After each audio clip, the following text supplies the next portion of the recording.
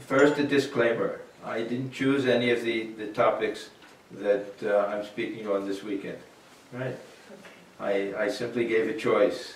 The asked me for some possible things, and I think I told you go to the website. They're all listed there and everything. And she said, I'll talk to the other trustees or whoever, and so they gave me a list, right? Yeah. So this, I don't know if I would have chosen this one. This talk is a little bit of a personal talk because it came out of my own experience with grieving. A little over 3 years ago, my sister passed away. She had cancer, so she suffered for 5 years that way.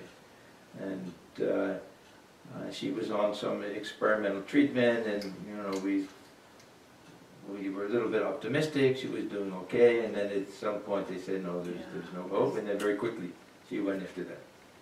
Now, both my parents are alive, so they had to witness the death of their only daughter. There are just two of us. So, and then I lost my only sibling. Then, a couple of months later, Swami Atmajnanananda passed away. My Gurudev, I was with him for 40 years, so that was the second thing. Then, my father never really recovered from his daughter's death, my sister's death. We could see right before our very eyes that he wouldn't survive. So then, within 3.5 months, he was gone. Like that. So, for many years, not many years, but for months at least after that, I had in mind to try to talk about this topic about grieving that way. Because I noticed that everyone reacted differently. That some react with anger, some with a depression, some have a positive attitude, they do their best and everything like that. And what surprised me most was my own reaction. Because I've had so many years studying Vedanta, so many years of thinking that I'm not the body, so many years of not being attached, not having no husband, having no wife, children, nothing like that. So when I saw that of all of the people, I was one of the worst. I was a mess. I really took it very hard.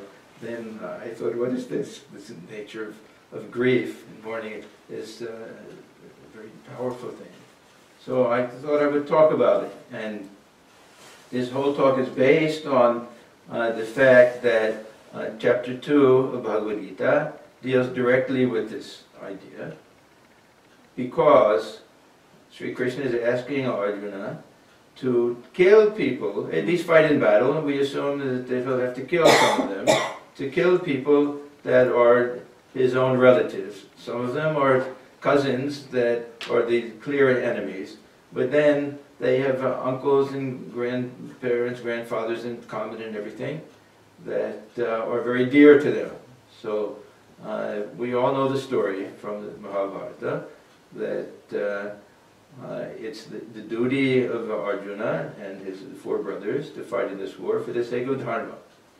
So Sri Krishna has to try to convince him to fight in this battle, and Arjuna is very strange, and I don't understand it, why he was so full of bravado, so full of this enthusiasm to fight in this battle, and before the battle starts, he says to Sri Krishna, come, let's pull the chariot right up to the front lines, let me see these, as if to say, these fools who dare battle with me. Why? He didn't know that he'll see his own kinsmen and everything, right? There's a bit of a, does anyone have any answer to that? Why he had such a reaction without even, maybe he just had to see them for the truth to sink in, but as soon as he saw, then this hridaya daurbalya, this faint-heartedness came over him. This is the term that's used, that Sri Krishna says, well, and it is such an important moment You've lost all of your courage and everything. What happened to you? And then we know that Arjuna comes up with all arguments why he shouldn't fight these people. He comes up with different options for himself. He says that it's better that I don't even fight in battle, that we just let them win. Or if we fight in battle, it's better that they kill me than that I kill them.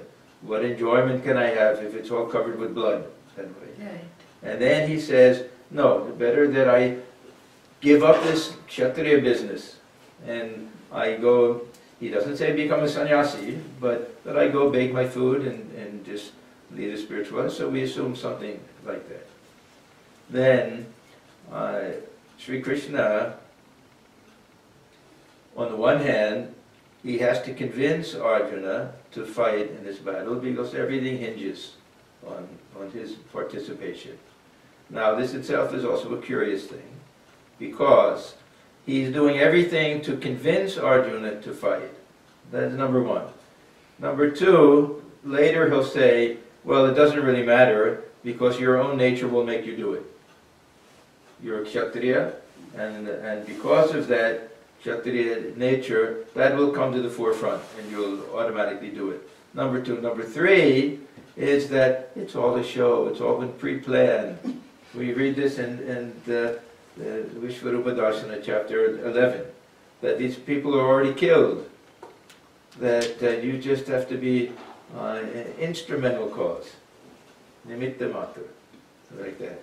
So it's all very curious, but in any event, you didn't miss anything. In any event, we find that Sri Krishna will be giving all of these different types of arguments, and they will hinge on this idea.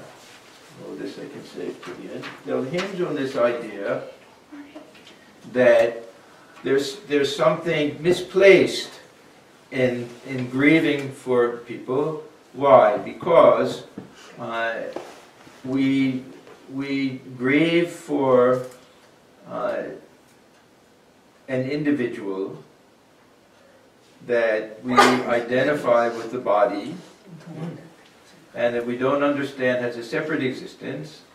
The argument is if we understood that the real individual is not killed when the body is killed.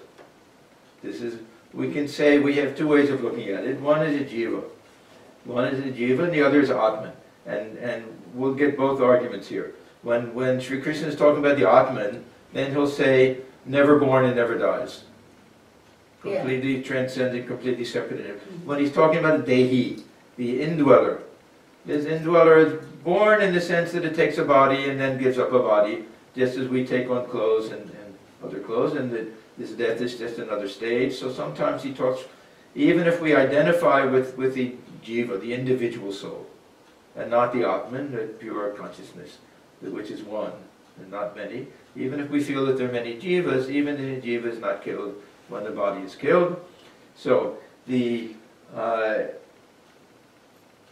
conclusion to all of these arguments will be the line which we find several times, and it was slightly with some slight variations, but it'll be something about natvam shochitum arhasi, something like that. We'll find different variations. Therefore, you ought not to grieve. You shouldn't grieve. You shouldn't feel bad about it. Now, one of the problems with his argument is that when we think about grief or mourning or something, there are two sides to the equation. One, are we grieving for the person who dies, or are we grieving for our own sense of loss? Right. Now, we can easily understand that the person who has passed away may be better off. The suffering is over. If they're very good people and we have some strong belief in heaven, we believe they went to heaven, or that they're one with God, or if they're really great souls, we can believe they've attained liberation, something like that. Or even if they're not such great people, we can think, well, they'll come back again. They'll have a new start. They'll be able to continue on this journey till they end up with liberation. So, Sri Krishna's argument only works really well if we think that we're actually grieving for the person who died. Now, sometimes we do. Sometimes we think, oh, what a shame. If they had lived, they could have enjoyed so much more and everything. We may even think that maybe they know what's going on and they're looking down somewhere and they feel helpless, they wish they could be here. Maybe we have some idea like that. But in general, grief has to do with ourselves. It's our sense of loss, and even those who we feel were such wonderful people that perhaps they've even attained liberation, that doesn't mean that our loss will be less. We may be happy for them, but we may miss them even more because they were such wonderful people. So, I wanted to go through this idea of how we deal with this question of loss, and this idea of mourning, this idea of grief. So, when we go through, most of this will be based on Gita. When we go through chapter 2, we see that Arjuna gives his whole list of arguments that why he's better off not killing these people, even if it means that they win in battle and that he has to go off and he has to become a beggar and all of that. Now, Sri Krishna, his reaction is to, first he throws him a few little crumbs. He says, yes, you've spoken words of wisdom. He doesn't really believe it, but anyhow, he's building him up a little bit. He says, but, so he says, but you're grieving for people who should not be grieved for. And then he says, those who are truly wise, Pandit. This word Pandit in the Sanskrit doesn't mean what it means today. We think of a Pandit as at least a political Pandit, huh? Someone who can spout off and talk about nice things. They are meant really wise, not just someone who had some book learning or anything. So the really, truly wise people grieve neither for the living nor the dead. Now, this is the first time we'll get this shochati, this and anushochati, we'll get different terms like that. It's a very important term. It means to grieve, to be sad, to mourn. Literally, it comes from this root which means to burn or to be scorched. So we really feel that. We feel that our hearts are being scorched by this tremendous sense of loss. Sometimes a very dear one passes away. It's a very heart-wrenching type of experience. So this shuch, we get this shoka, this word grief, ashoka, right? The great emperor of India, he was free from grief. So those who attain this higher state, this is the result. It's almost the defining feature of realization. When we read about from Mundaka Upanishad, the two birds, we have this beautiful verse that says, Jushtam yada pashyati anyamisham, when the lower bird sees the other one, the adorable Lord, asya mahimanam, and the glory of that Lord, iti vita shoka, he becomes free from all grief, free from sadness. So the fruits of God realization are freedom from any type of misery or suffering. We become joyful that way. Vita shoka. So it's a very important term that we have here, and we'll see that it comes many times in this chapter, many times throughout the whole Gita, and also in the other scriptures. So Sri Krishna starts out with his argument that we change bodies. Okay, so the very well-known idea of punarjanma, that we're born again, that if we still have some work left to do, that the result of our past karma, that karma will be a force that causes us to be born again. Now, who is born again? The explanation that's given is not so much that the soul is born again, is a jiva. Jiva is actually nothing but the Atman connected with somehow the subtle body. So the idea is that the physical body and the subtle body are two separate things. For a while they're connected, seem to be connected. We have our 5 kosha theory we spoke about yesterday, pancha kosha, that we can eliminate the body one without affecting the other. And this is what will somehow remain when the body is destroyed in some type of subtle form. That means that the mind itself, with all of the experiences in it, may not necessarily remain that way, and this is why we don't remember it. We're not born with that same functioning mind, but the tendencies of that mind will be there in the form of samskaras. So this is what will take on a new body, but it has to be illuminated by the light of the Atman, which is exactly what we mean by jiva. So the subtle body, with the light of the self, of the Atman there, is what will take on another body. So Sri Krishna says that we pass from death to the future life the same way that we pass from childhood to adulthood, that we go through different stages. This is simply another stage like that.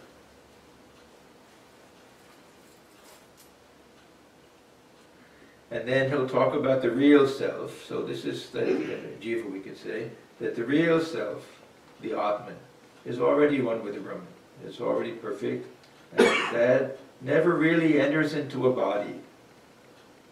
Never really enters into a body. Like the sun, when the sun gets reflected in the container of water, the sun doesn't leave the sky to come down there.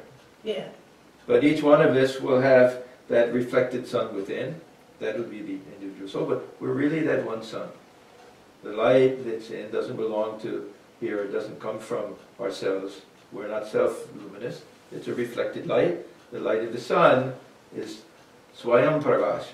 It's self-luminous. It doesn't require any second light. That's the absolute, that's our real nature. So we get all of these, and then we get that nanu shochitam arhasi. Therefore you should not grieve. Then we get the next 2 verses and with the same thing. Nainam, slight difference, shochitam arhasi, and natvam shochitam arhasi. All of these things. Therefore you should not grieve. There's no real cause for sadness. Death is ultimately an illusion. Death only pertains to the body, not to the self. So his conclusion is that there's no room for grief, that if you feel sad and everything, it's misplaced because you don't understand. Now, before we pick apart this argument, because as I said before, it's only half of the story. It's true, we shouldn't feel sorry for the other person, but does that mean that we shouldn't grieve? Because we know that this mourning period and grieving and everything is extremely important, for psychologically extremely important, emotionally, in order to transcend that state. And there are many people who've done a lot of research and have given us great hints and aids and teachings about how to undergo all of this. Now, one thing we can say that Sri Krishna, he has to convince Arjuna. And so he's using all of the arguments possible. Some of the arguments are very bad arguments. Right? Some of them are not very high-minded arguments. He says to him, they'll make fun of you, they'll tease you, right? And for a kshatriya, that's worse than death. So we know, because this is part of Mahabharata, that we have this idea of Leela. We know that he has to convince Arjuna, so we'll give him a pass on some of these things. He's allowed to do all of these things. And we also know that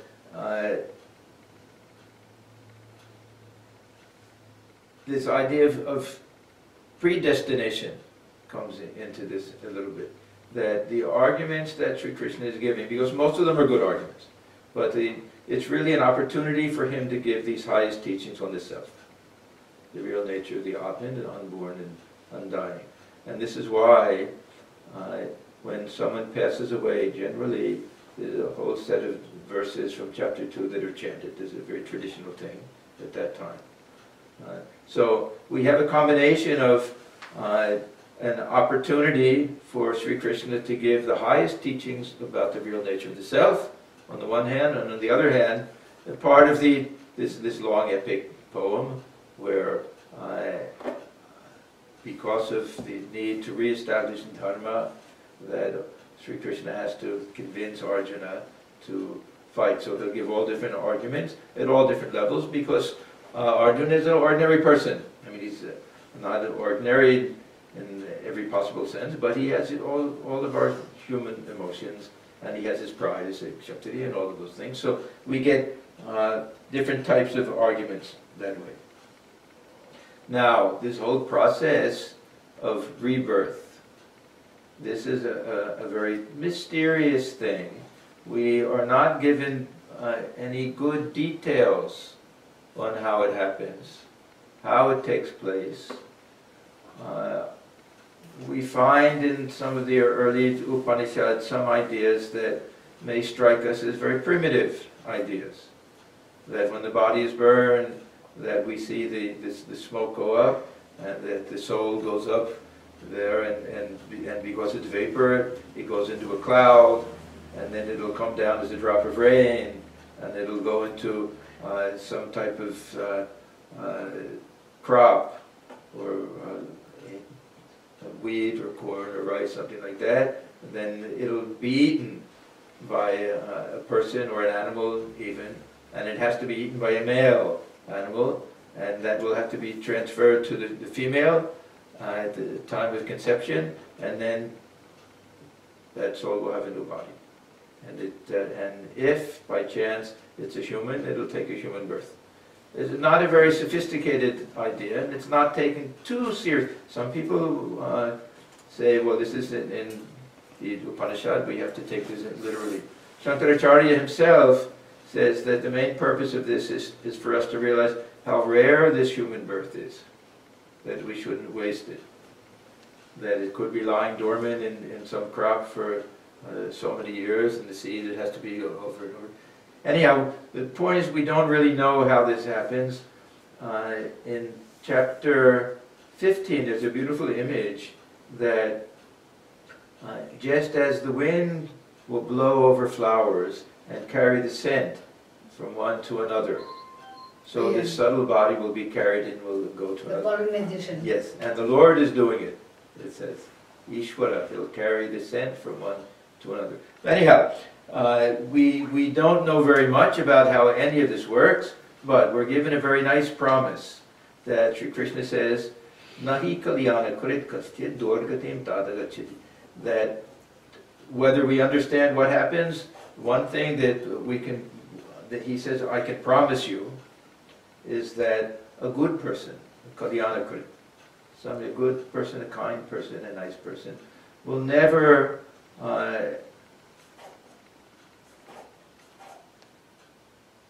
have a bad experience after that, will never go to a bad place, nothing bad will happen. We can say, no harm whatsoever will befall him. He says, oh my child, Tata, he says, oh my child, whoever has led a good life need not worry about what is to come after death. No harm whatsoever will befall him. So we can at least have that assurance. We don't know exactly what happens after death or how it happens. We may have a firm belief in reincarnation, we may not. We may believe in heaven, we may not. But no one will suffer if they've led a good life. At least this much we can have that faith, so that there is some justice in the whole system that way. But, as I say, all of this is on the other side. And for me, the real issue of grief is that it's our own experience. that it's more this sense of loss, and Sri Krishna doesn't really address that here. He's really saying, don't feel bad for the people you have to kill. You're not really killing them, they're not who you think they are, and if they really are, at least they'll have another chance, they'll take another birth, something like that. We may take some solace from this idea that, well, they're in a better place now, we're happy that way, they're not suffering anymore, but ultimately we mourn our own loss. And this is a very, very important distinction. When we say to people, why are you so sad that your daughter, your friend, something was suffering so much, they're free from suffering, you should feel happy for them. Well, we can feel happy for them, and still that sense of emptiness, that sense of loss is there, and a very strong feeling, and we have to somehow get over it. Now, many years ago, I was also interested in this topic, and I did a little research at that time. There was a very fine psychiatrist who did a lot of work. She was a Swiss-American by the name of Elizabeth Kubler-Ross. Have any of you heard of her? She did the definitive book, the first real study. She was the first one who really looked into this idea of death and dying. On death and dying, 1969. She wrote this book on death and dying. She worked with terminally ill patients, and she found that the doctors who worked with them had absolutely no training and absolutely no clue as to how to deal with these people, and didn't even want to talk to them about it. That somehow they felt that it was unprofessional, or it wasn't their place, or it should be the family or religious people or something to discuss a death with them. So she wrote this book mostly for them, I think, so that they would know how to deal with this. You may remember when Obama first came out with his affordable health care plan, that there was a provision for people to discuss this end-of-life treatment with their doctors. And the reaction was terrible. There were many people who said, that, what did they call them? Death panel. Death panel. Death panel. When it was such an intelligent thing that people should know, if they want to at least, how much time they have left, what the final days will be like, so that they can make intelligent decisions that way. But this is the attitude. People don't like to talk about death, and even the doctors didn't know how to deal with these terminally ill patients. They knew how to deal with them in terms of treatment. And because of the oath that doctors take, they really have this idea to keep people alive at almost any cost. And now, at least, we've reached the stage where we have some say in the matter. Now we have living wills and things. That we can say that, no, if I'm in a vegetative state, don't just keep the body alive. We can make decisions like that. Now, her work was mostly with the people themselves that were grieving for their own impending death. But the research that she did is also very helpful for people who were dealing with their grief and mourning at the death of a loved one. She came up with different stages of grief. And she broke them down and explained them. And she said that they're not meant to be universal. We all grieve in our own way. We all deal with death in our own particular way. And there's some logical succession of one to the other, but not everyone will do it. Some will just go through one, some will jump from one to another, some will go through all of them, some will have their own very have unique ways of going through it. But if we understand that these are normal, natural reactions, is very helpful. So I want to go through some of these things. She says that when we first hear that we have terminal disease, or that a loved one has a terminal disease, the first thing is denial. We don't want to accept it.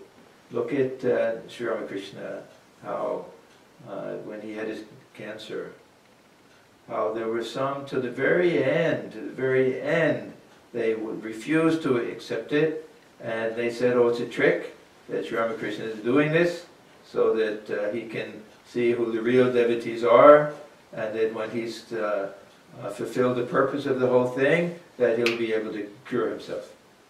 There are many intelligent people, even Ramchandra Datta, who was a physician, chemist, even he believed that. Girish, many of them believed that. Narendra was the one who was the most down-to-earth and realistic. He said, this is cancer, it's incurable. That Sri Ramakrishna, whether we believe he was divine incarnation or not, he has a human body. And that his body will have to go also. So he was able to accept it, but this first step is some type of denial. Now, to me, the most touching story we have about this is from the Buddhist tradition. And probably most of you know this story of, her name was Kisa Gotami. She was a young girl, we can say. I think she was supposed to have been 15 or something like that. A young bride who went to live with her in-laws, with her new husband, and would have been very lonely, missed her own family, and we know, of course I don't know, but many know in India what it is like in the early days, especially when the girl is still a teenager, young teenager, so attached to the parents and everything, has to go and live with the husband's family. Husband may be a little older, they may not know him very well, arranged marriage and everything. So anyhow, she was very unhappy in that arrangement, but a child was born to her.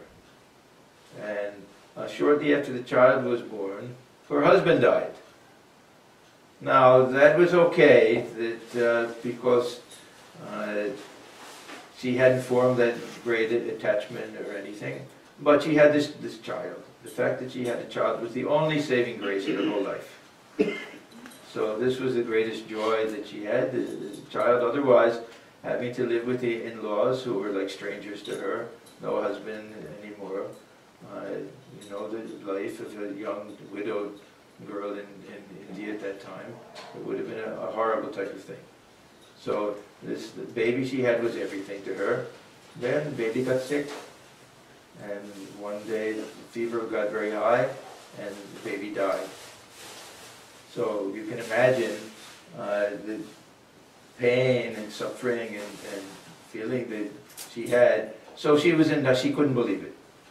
And she went around to everyone and said, oh, what can you do to save my child? And they all shook their heads and said, don't you know the child is dead and everything? She said, no, there has to be some way to bring the child back to life.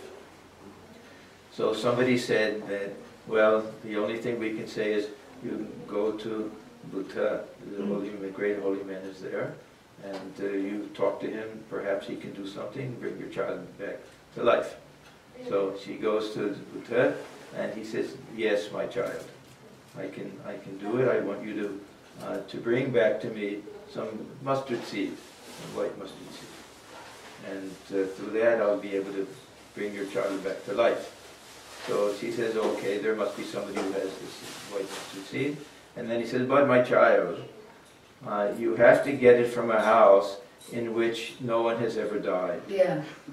Okay, now it's not like here where you have new developments and people move. These are all old homes, the ancestral family where people have lived. So, so we have to imagine. Everyone has heard this story, right? Yeah. But we have to really try to imagine what her experience was like. How at each house she would sit, as soon as she would say that, first she would say, well, do you have any mustard seed? They would, yes. And then she'd say, oh, but wait, first a question, has anyone ever died here? Now just imagine that people who have gotten over their grief somehow they'll have to go through the whole thing again. They'll sit and say, oh, yes, when I was very young, I had this my best friend who came here, and then another will say that, yeah, my husband at such a young age died. So one by one, in house after house, she had to go through and experience the suffering that each and every one of these people had.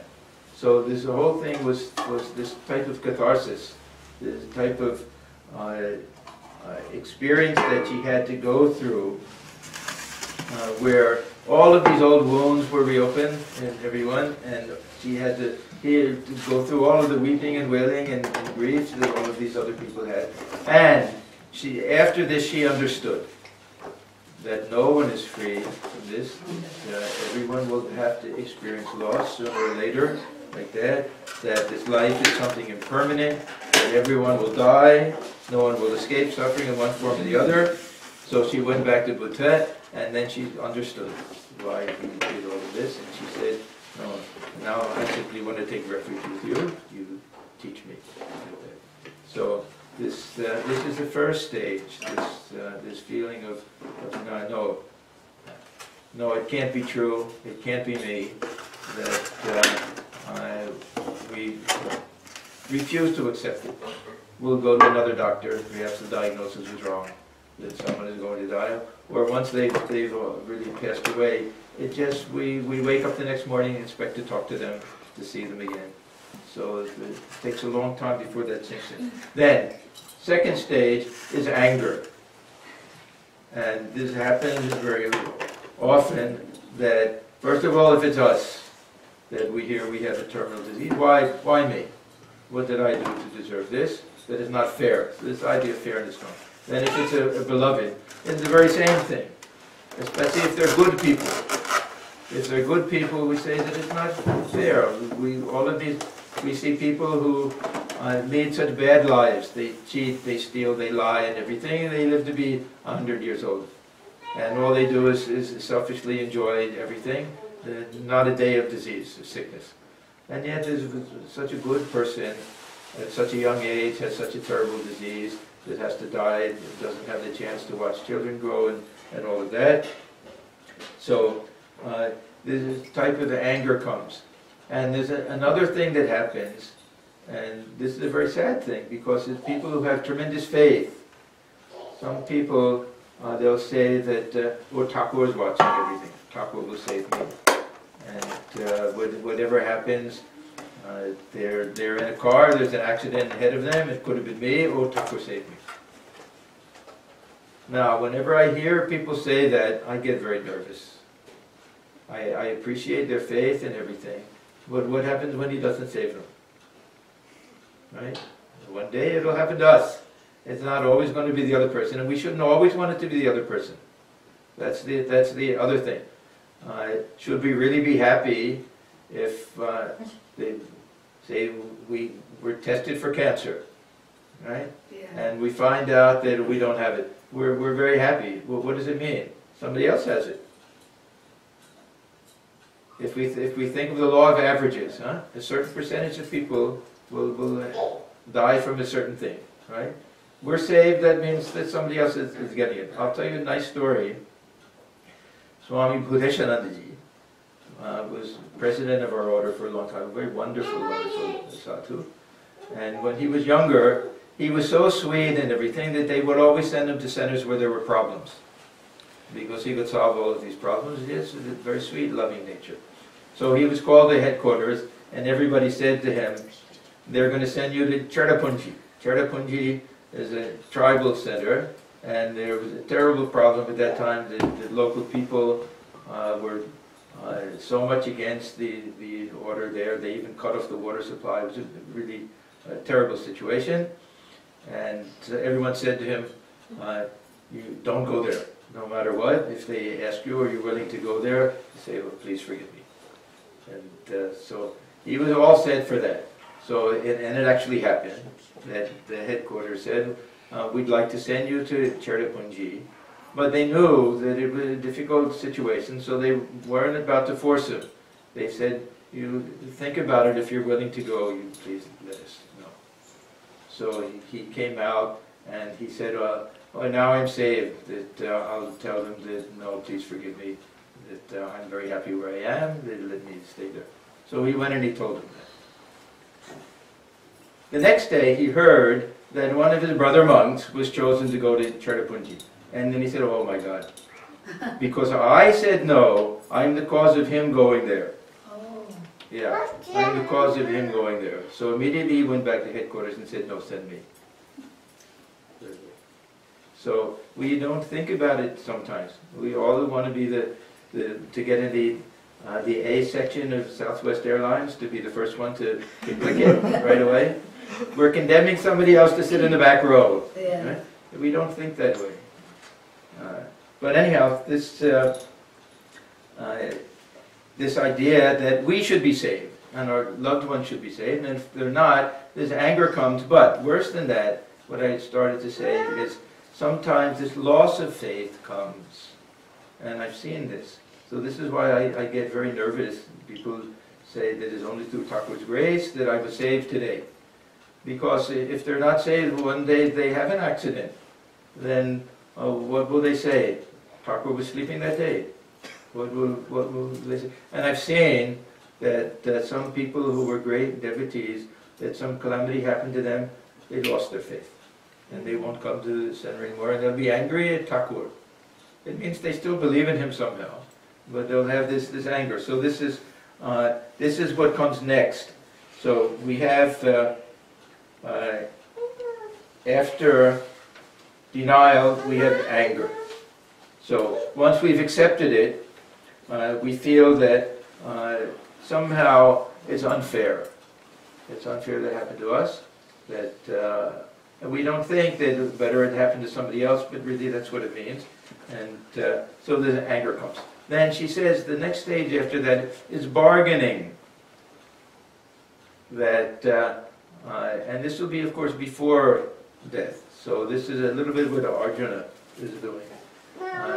That we say, well, let me promise. I promise I'll lead a good life. I'll do this. I'll give up sweets. I'll do something like that. Let this person live. So we try to do this desperate attempt to defy death that we do. We see it sometimes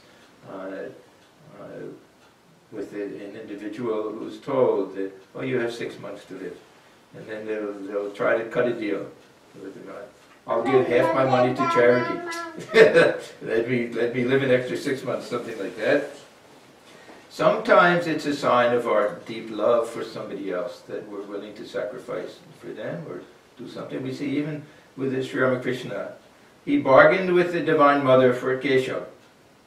Right? He said, you go, he told him, you go to this Tontonia Kalibari. Yeah, Siddheshwari Kalibari in Tontonia. And you vow to offer this green coconut and sugar if Mother will save Keshav. Now, Thakur, of course, no. If Mother wants him, she'll take him. So not too much that can be done. But even that. And, you know, yesterday, I told this, was it yesterday or Friday night, I told the story about the Guru who had the disciple who said that his family loved him so much and he gave him a pill and he looked like he was dead. Most of you were here, I think. And then when he went there, he said that he could revive the child, revive the son, but one of the other people has to take the same pill and die. Yeah. They all made excuses and everything. But actually there are people who will do that.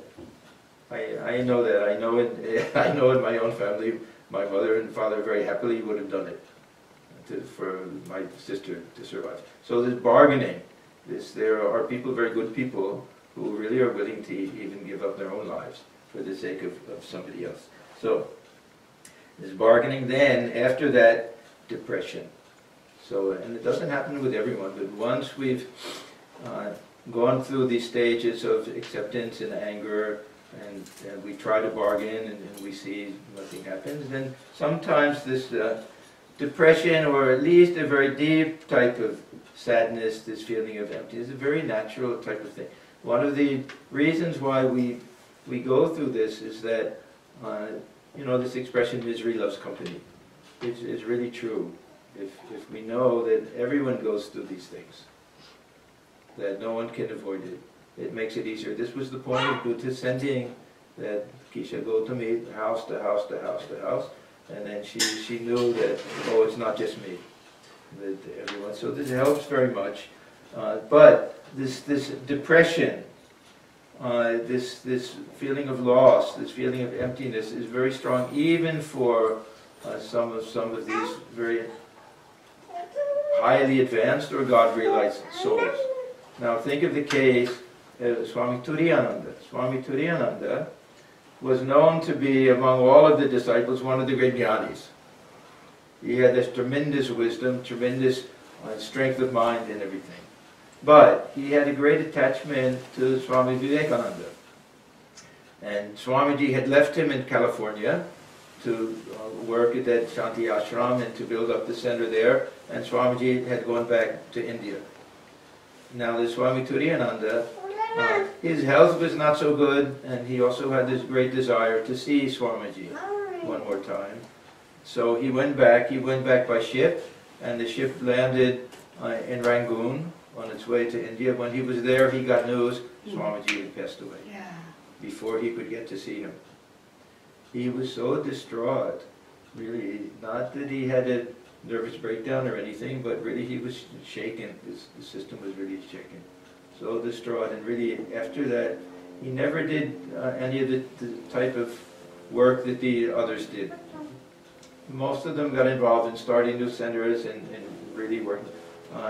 He led the pure sadhu life, but never went back to the West when his plan was to go back. So he was really thoroughly shaken by that. Now, when Sri Ramakrishna passed away, look at Holy Mother. This tremendous sadness overcame her. It was so strong that she really didn't even want to take food. They had to force her to eat. And it was only by taking her own pilgrimage and by she had different experiences. Ramakrishna came to her. She had a lot of ecstatic experiences in Vrindavan and Benares and other places like that. That really this will to live came back to a certain extent. It was only because Radhu was born, and she, you know, she had that experience that Sri Ramakrishna came to. And she said, "Well, who is this?" And he said, "This is Yoga Maya. This is what will keep you bound to the world. Otherwise, she had no desire to live." That feeling of loss was so great. So even for these great souls, this type of depression or tremendous sadness comes, and then finally acceptance. And unfortunately, it doesn't come to everyone, especially if there's some guilt involved. Sometimes this guilt is a horrible thing. Why weren't we nicer to the person when they were alive? Especially time is the biggest healer. And time. Time is the biggest healer. The first day will cry a lot, second day little bit late. Time is the biggest healer. Yeah. But and also letting go. We have to let go of our grief. Yeah. Because there are people that cling to it, and it becomes the only thing in their lives that they hold on to that. But anyhow, yeah, this acceptance that we have to realize that this is inevitable, that sooner or later death will come to everybody. And we have a very beautiful verse in Gita that says, Tasmat apariharyate natvam shotitum arhasi. Again, you ought not to grieve. Why? That which is inevitable. If something is inevitable, then why should we grieve over it? If it's accidental, if it could have been otherwise. See, we always think, oh, if only we had seen this earlier, if only we'd gone to a different doctor, if only we had tried a different treatment. But if we think that, well, this prarabdha karma was there, it was her time, it was his time, something like that, it was inevitable, then this also helps very much get over this feeling of grief. 11:30. Okay, now let me just finish by, I was afraid I didn't have enough material and that was getting too late. Anyhow, it doesn't matter, huh? Where is... No. Who's in charge of time? It's up you. Okay. The stages you described, after someone dies, in the minds of relatives or friends or loved ones, yes, grief is the first stage, as you say. And most of us cannot go beyond grief, because the next stage, that acceptance that we don't die really, soul goes, comes back in another form. I think most of us are not very convinced about that. It's a sort of, some sort of solace given to us as scriptures that this is not going, this is not the end of it. Your beloved one will come back. All right, now let me ask you a question. If you think that, well, what is the other option? That death is just the end, right? Then there's also no one to grieve for. If our grief is really about the other person, then whatever option it is, if we believe we'll heaven, no reason to grieve for that person. If we believe they'll be born again and they'll continue, no reason to grieve. If we believe that it's the end, that there's nothing, also there's no one to grieve for. No, yes. No one to grieve for. So really, it all comes back to us. It's not so much grieving for the other person. It's grieving for our own loss that we have to get over. And it's not a question of do we get over it or not, but it's a question of degree, especially certain types of loss. I think for a parent to lose a child, especially in some circumstances, if it's a suicide, if it's a violent accident or something, some things we never get over. But we want to make it less, at least. We want to make it bearable. Some people, it becomes unbearable. Now, what I want to do just quickly is look at how these great spiritual ideals that we have, Thakur Swamiji, how they dealt with grief, because that will be very helpful also. Sri Ramakrishna often said that even the divine incarnations, that they behave like ordinary people, and he always used to say how Rama wept over Sita. And this, he used to say, Poncho Bodhe Fade, Brahma Kore Kande. That even Brahma, even the Lord, caught in the snares of the trap of the five elements, even he weeps. That we take on, because the mind is a human mind, body is a human mind. Of course, they're different in so many other ways, but still. So we see that how they went through all of these different stages. Now look at Holy Mother. She first hears that Thakur is going to has this disease. So first she doesn't accept it. Then she also goes through bargaining. She says that she'll go to Tarakeshwar. Tarakeshwar is a famous Shiva temple in between Calcutta and Jharnavati, go that way. So she'll take a fast. She'll go there and she'll fast until Shiva will either say that he's cured or give some instructions, some medicine, say you do this and you do that, because she had that experience with the Sinkhabhavani temple in Jharnavati. So she also tried that bargaining. Then at some point something happened. Somebody dropped some, broke some vessel that made this big noise and shook her out of her meditation, and then she said, for whom am I fasting, killing myself to death? He won't live anyhow. So that acceptance came to her. Then there was another nice experience that we see with Holy Mother, that a woman came who lost a young child. And everyone was there waiting to see what Holy Mother would do. They all expected her to say that death is inevitable, what can be done with karma, all of that. And they saw, to everyone's surprise, that Holy Mother didn't say a single word, that they saw that just she started to feel the same emotions of this young woman, and tears started coming out of her eyes. And just that act of weeping and that act of sharing in that grief helped remove the grief of this other one. Now, Sri Ramakrishna, when he went to what's called the Shokatori Parmani, there's Golap Ma, that she was grieving so much because her daughter had passed away. But Sri Ramakrishna went there. She said the joy she felt when he came, it removed all of her grief. These, of course, are very special things. Now, Sri Ramakrishna, he had his own tricks. He knew exactly what to do under all different circumstances.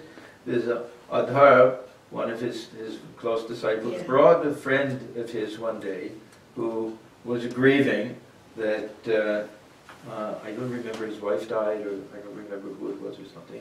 Now, Sri Ramakrishna, what was his reaction? He stood up and he sang a song, a very militant type of song. He said, to arms, O man, death storms your house in battle array. Bearing the quiver of knowledge, mount the chariot of devotion. Bend the bow of your tongue with the bowstring of love, and aim at him the shaft of Mother Kali's holy name.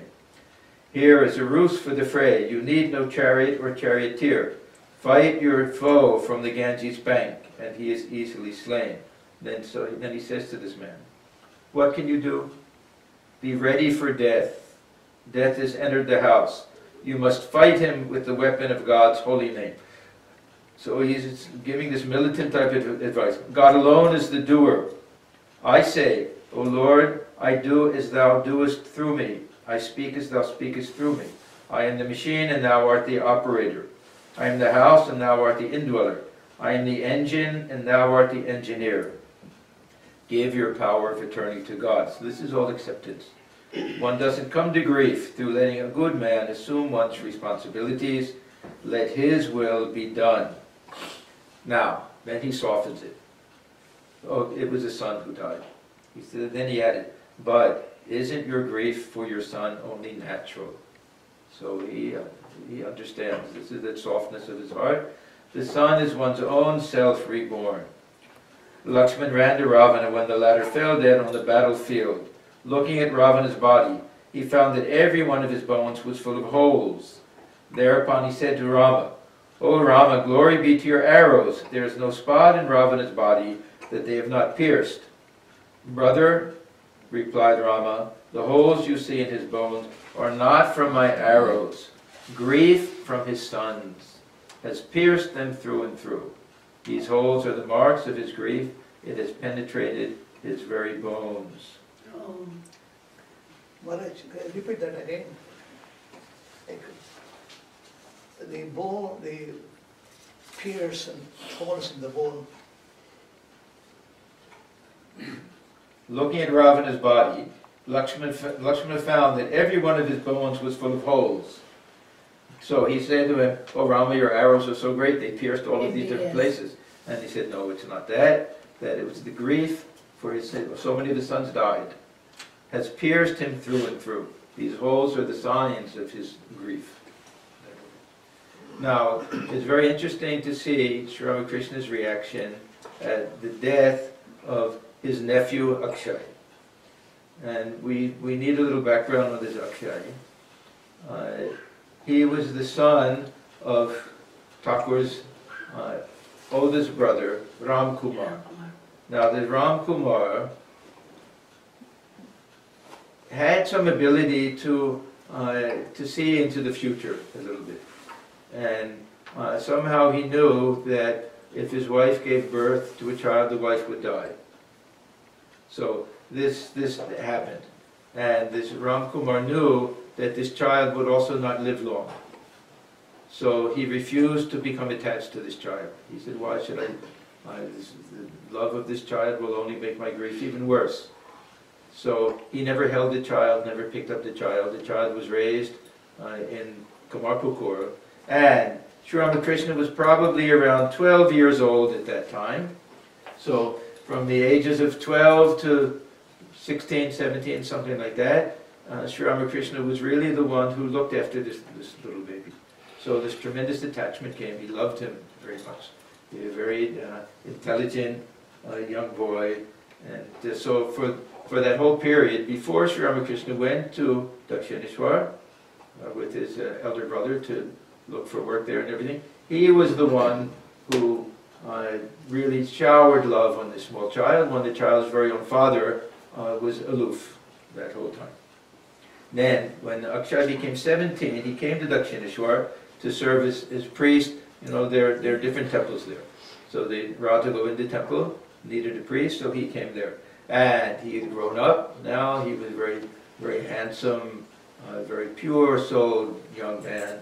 Sri Ramakrishna was so happy to have him again, and he found that as much as he loved him when he was a young boy, even more now. He saw that he was so wonderful.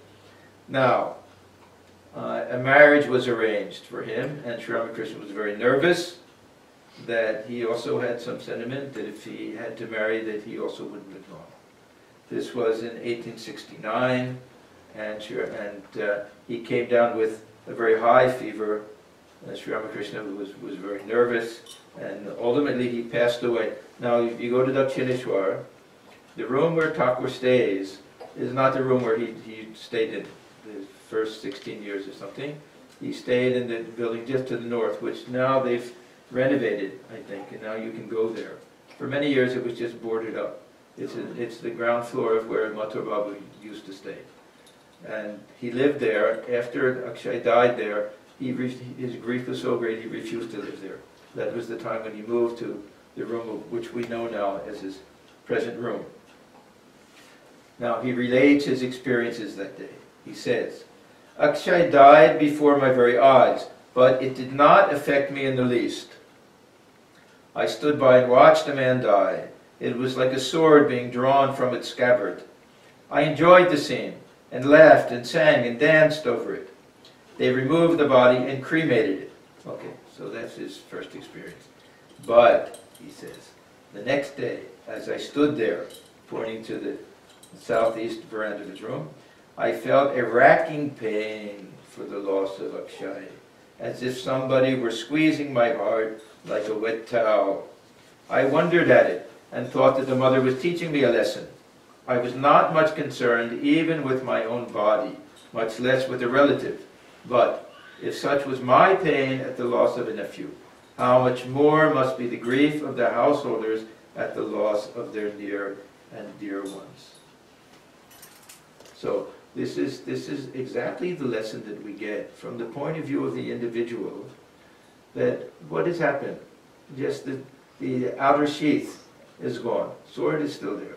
That's completely unaffected. From the side of ourselves, what tremendous grief there is in sense of loss. So we see that even this highest Vedantic knowledge which Sri Krishna is giving to Arjuna, at most it can remove that doubt. What will happen to the other person? Will that other person suffer that way? Which will help a little bit. But the sense of loss is something different. That sense of loss is too great.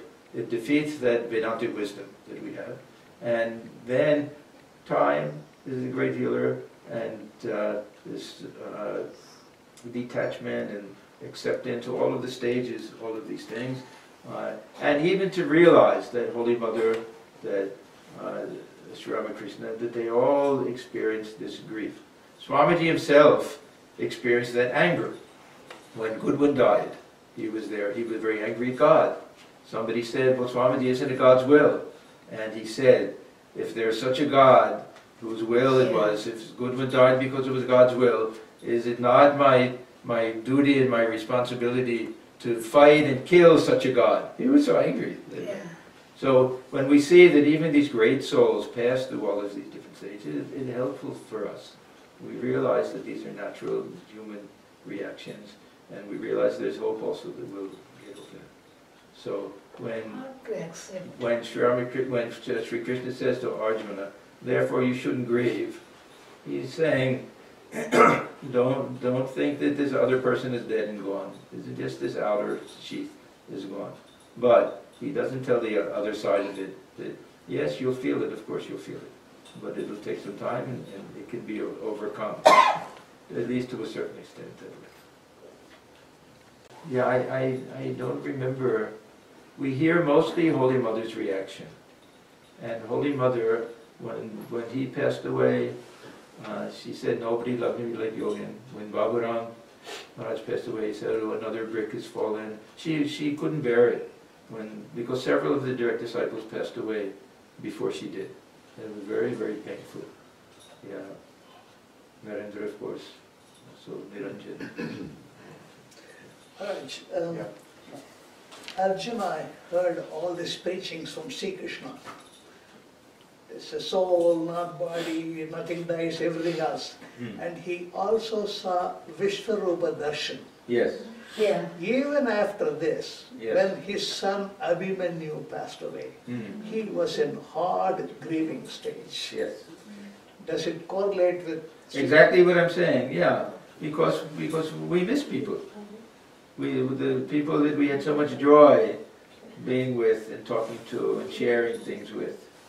Yeah. There's also a secondary story in anecdotes that come when Arjuna was grieving. Yeah. Sri Krishna, in order to give some solace and consolation to him, he helps him to see Abhimanyu in heaven, and then when Abhimanyu is supposed to see Arjuna, he asks him, "Who are you?" Right. So that helped Arjuna. Get some detachment. Yeah, get detachment. Yes. Such a thing doesn't help us, it only helps him. No, it should help us. It If should help only us people also. can see, Yeah. they can see that there's a subtle body and the soul goes away, anything they see by themselves, then the grief will come down. We only believe theoretical things, okay, it's really not death, the soul never dies, everything is theory. But if we are able to realize something, then our grief will come down fast. Yeah, but look at Sri Ramakrishna. Not only did he have some experience, he actually saw. And yet the next day, how his heart was like this gamcha, this wet towel you see in India, you wash with it, then you wring it out. He said it was like someone was doing that. So even with all of his wisdom and knowledge, he knew that. But of course, Divine Mother had to give him that experience so he could understand. What's the message he got? He said in the gospel, his heart was squeezing pain. Yeah. And the first day, he was Laughing. And then, what does he say? Mother gives me a message. What message Mother gave him the second day? If I can feel like this, how much more pain will the householders with their attachments feel at the loss of a loved one? That he says, but He he said also that that's says, what Divine Mother wanted him to understand that. that's why she gave the pain. Yeah.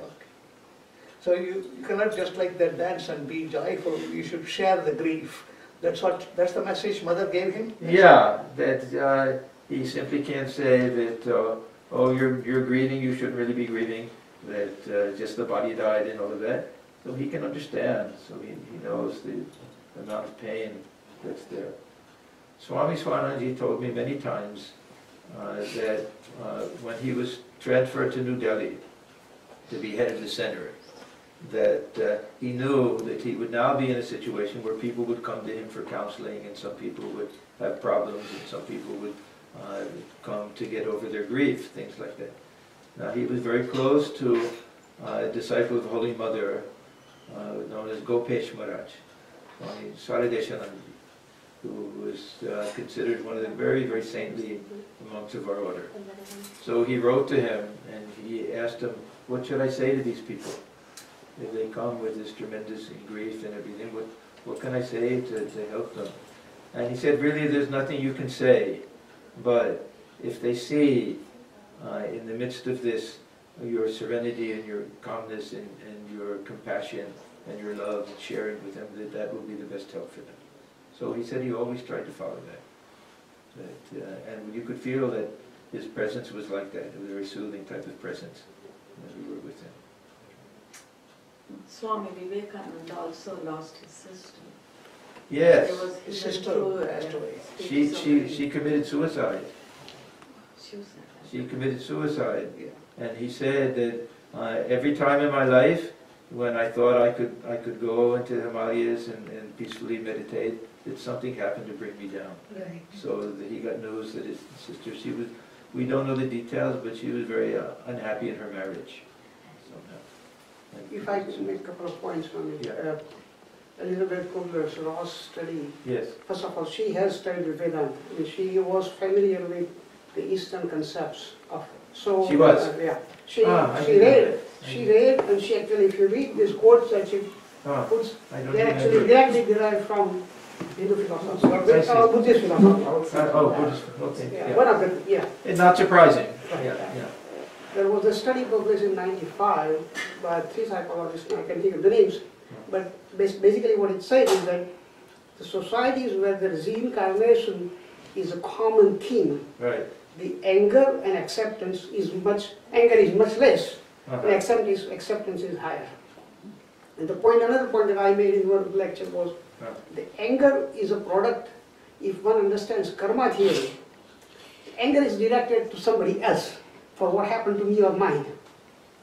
Once somebody understands the karma theory better, the externalization of anger at somebody for what happened to me and mine is reduced. And second, Christianity has a very valid point, is that the death is a product of a sin. You know, the basic concept of Christianity is death entered because of the sin. Now, that is not what is in Eastern philosophy. Death has nothing to do with the sin concept. Death is an inevitable part of evolution cycle. So the acceptance is much better in the Eastern philosophy compared to Western philosophy, for the simple reason that there is no concept of blaming someone for what happened to me, and two, the death and life are evolution cycle, nothing to do with sin concept. All right, now let me ask everybody. My experience is that the grief that, say, a mother feels for a child, dead child, will be the same regardless of any of this in every society, regardless of reincarnation, regardless of heaven or anything like that, because the main idea I was trying to get to today is it's not so much what happens to the other person, reincarnated or not reincarnated, but our sense of loss. Does a mother grieve less in India for a child who dies? I don't think so. No, I think acceptance is better. You know, the cycle. Acceptance may be the there. cycle is somewhat reduced. It may be there, but the grief part. I remember reading something in the newspaper many years ago. We tend to think that people from the South, we have a little prejudice sometimes. People in the North, the Southerners are not as intelligent, or they're country people, something like that, especially evangelicals, that they believe in all this fire and brimstone and hell and all of that kind of stuff. But here was a case where highly religious, evangelical, you could say, family, their son was a race driver and he died very young, something like that. And these people had this perfect acceptance, and they said that the Lord must have wanted him at that age, and they said, we feel that we were blessed that we had him for so many years. It was a tremendous thing. I was so impressed by that. So the nature of faith sometimes transcends, metaphysics.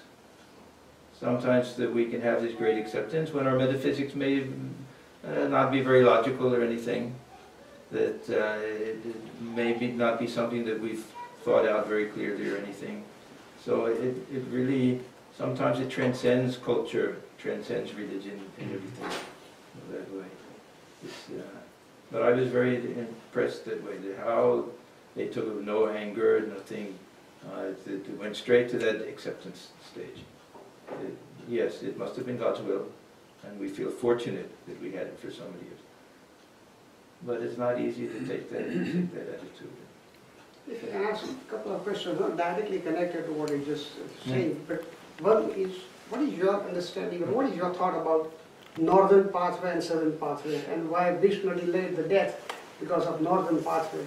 What does it mean in terms of actually is it a metaphor? Even Shankaracharya doesn't know what to do with this Uttarayana and all of these things. We have in one chapter in Gita that those who go by the northern path are liberated, the others go down. He says he has to give some funny explanation that these are presiding deities of these different things and everything. No, we don't take it seriously, because we see, if we look at some of the great souls We see that some of them passed away, you know, in the southern part, not the northern part. So it doesn't correlate to our own experience. Thakur said that the scriptures are a combination of sugar and sand. We have to take the sugar. The things that we know make sense, we take. The things that don't, we just simply leave aside. Well, the story is also that Bhishma actually delays his inevitable death to reach the northern pathway. Yeah. That's a story. I mean, Yeah, so obviously there was some belief in it at one time. But it could be superstitious beliefs, or it could be just we don't know if there's anything behind it. if I